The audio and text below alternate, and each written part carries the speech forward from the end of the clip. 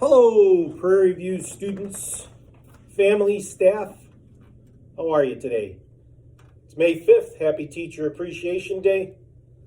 I want to thank our staff for their hard work during this difficult time with distance learning. All the hard work you've put in to learn new technology to help our students out while they're home. I appreciate all your dedication to the kids here at Prairie View. I also want to say thank you to our parents who have been helping their children at home with distance learning. It takes everybody to make Prairie View such a great school that it is. So again, happy Teacher Appreciation Day to all the Prairie View staff for your hard work. We're going to start in with our story, The Snow Treasure by Marie McSwiggan. Chapter 15 will be the chapter. Anybody guess whose room I was in last Friday? If you guessed Mrs. Deering, kindergarten, you're right. Today I'm in somebody else's room. Chapter 15. The new snow was a sparkling white sheet that spread over everything. The windows of the houses had shaggy white eyebrows, and the doors were all but blocked up with a dense woolly beards. The sunlight scattered handfuls of diamonds over the streets. In the yards were crystal prisms that showed every color of the rainbow where the sun touched a glittering white. Throughout Ryswick was a flurry of snow shoveling the day the blizzard subsided. It commenced from almost the earliest light. On the way to the cave, Peter found the snow knee-deep in places. He would sink into it, but his light sled rode on top of it, or would drop but a few inches below the crest. His team had the rare pleasure of making fresh footprints in the white world of the forest. Only the animals had preceded them, for Pergarson's skis cut across the hills where feet and sleds could not follow. So the new snow showed only the stars of small animal paws, and now and then a round spot where a rabbit may have sat on his haunches. After a time, Peter saw ski marks and noted that several pairs of the snowshoes had traveled into the forest that morning. He had an uneasy feeling. The ski trail was not Pergarson's, for he would have come from an entirely different direction. Near the cave, he picked up another trail that seems to come in great loop from behind the evergreens at the cave entrance. Then farther on, the loop sent off a shot the way a branch grows out of a tree. Peter was cautious about approaching the cave. He was not going to walk into a trap. When he first came on the ski trail, he warned his team to be silent, so the 10 of them moved over the snow as quietly as possible. Near the cave, he lined his boys and girls behind a thick clump of bushes that the new snow had made into a solid bolt of white. Leaving them to guard his sled, he quietly followed the trail into the cave. He would not have been surprised to see gray-green Nazi uniforms inside, but instead there was only Pergarson wiping his forehead with a sleeve. Peter stealthily approached, was not lost on old Per. "So, you frightened, eh?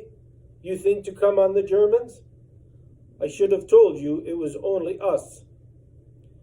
There were snowshoe trails, too, down the gully beyond the troll tree.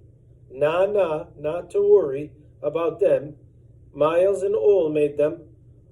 1 hour more, then there'll be trails all ways you could look, of snowshoes, of skis, and of just plain feet. No one could find their way here by following the marks you boys and girls make with your boots and sleds. "Well, I don't know," Peter said. "I knew you had come across the valley, but I didn't think one pair of skis could make so many trails, and I didn't know about the snowshoes." "I made the many ski trails myself. I make more when you go off." Per drew out a blue bandana handkerchief and wiped his running eyes. "You thought the Germans knew already about the cave? Not yet, but we must be careful or they'll learn. So you and Ole and Miles are making a lot of trails so they can't follow." Peter had to admire the forethought behind this. And why not? Without them, what could be easier than to know everything? As plain on the nose on their faces would be the way. From all the houses came footprints and sled marks. They all go to one place, to the woods. So if you're a German, what do? You follow the tracks and they lead you to a cave that is no cave at all, only what you was put here by someone with something to hide. Well, what is there to hide? Nothing but those brown bricks. And what are those bricks for? They're not to build a wall. One doesn't wrap such bricks in brown cover, and if they're not for fire, it takes only a minute to slit open the covers. And what do you find? Why, just plain gold, gold enough to pave a street. It was a long speech for Pargarson, longer than any Peter had ever heard of from him. Nor was it that all of it either. And if you think you're going to let the Germans have this gold just by following the footprints that go straight as arrows, you're mistaken, Master Peter. With a vast amount of detail, this undertaking required. Why, the grown-ups thought of everything. Peter could not help being impressed with the precautions that were being taken to prevent the discovery. He felt that his safety and that of all the children was being guarded to the utmost. He felt glad that he knew about this, but Pargarson did not allow him much time for reflection. "Where's your sled?" he asked sharply. Peter replied with a scurry through the door. "It's all right, kids," he called. "Come on and bring my sled."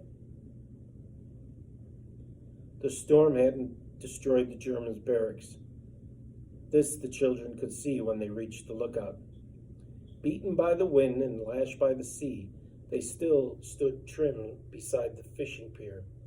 One of the Nazi warehouses had suffered some damage, for a crew of workers were busy repairing its roof.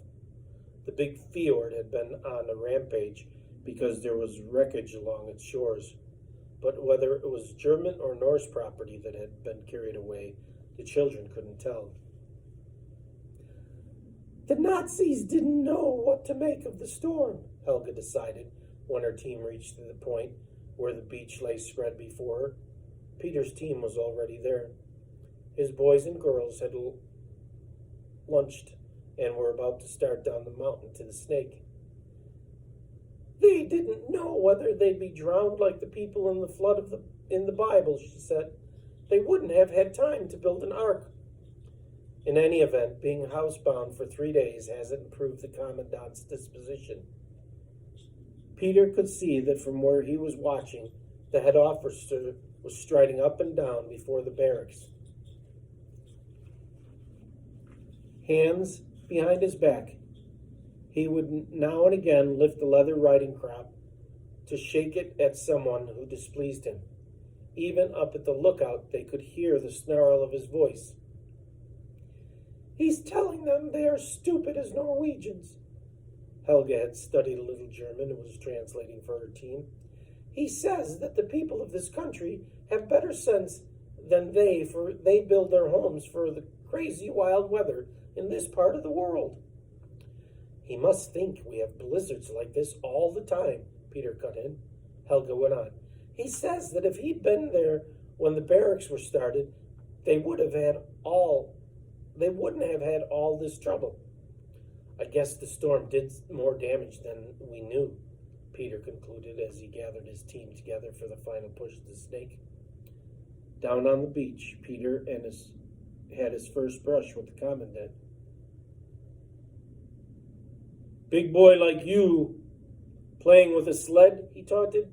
In Germany, you'd be one of Hitler's youth. You'd learn to march. You'd be on your way to being a soldier. Don't want to learn to march. Don't want to be a soldier like you, Peter said under his breath. I could use a boy like you, the commandant went on, to polish my boots and bring me shaving water. What about it, boy? Would you like to come live here in the barracks? Peter, of course, made no reply. The commandant strode over and stood directly above him. Seated on his sled, he began to be afraid the officer would yank him up by his coat. Speak, boy, are you dumb?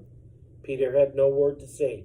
He was too frightened to speak, even if it was not forbidden. Dumb, stupid cattle, you Norwegians, the commandant turned on his heels. You deserve to lose your country. You're too brainless to defend it. But we'll put an end to this sled riding. There's no sense in a whole country growing up in ignorance. On Monday, you go back to school. The end of chapter 16. Hope you enjoyed it. Have a great day.